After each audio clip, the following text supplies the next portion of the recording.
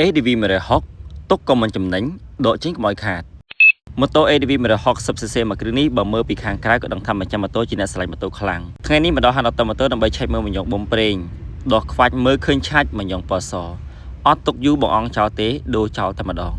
មញ្ញងបំប្រេងដូចបងប្អូនបានដឹងហើយថាមញ្ញងពណ៌សឬក៏ពណ៌លឿងទៅដោះគោនេះគឺប្រភេទមញ្ញងតែមួយទេដែលមានភាពមិនល្អប្រសើរនិយាយរួមទៅគឺអន់តែម្ដងក្រោយការប្រើប្រាស់ម៉ូតូថ្មីប្រហែលជា 10000 គីឡូចាំមានបញ្ហាបើបងប្អូនចាំតែម៉ូតូលាន់មានបញ្ហាចាំយកមកឆែកមើលមញ្ញងខ្លាចវាហួសពេល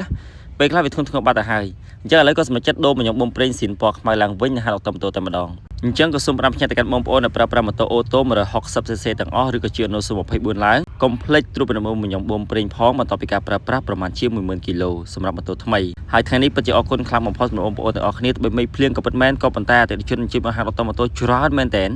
អរគុណសម្រាប់ការពេញចិត្តនិងគាំទ្រសេវាកម្មគ្រប់យ៉ាងហាងដុតម៉ូតូហើយសម្រាប់បងប្អូនដែលត្រូវការកម្មង់គ្រឿងបន្លំម៉ូតូ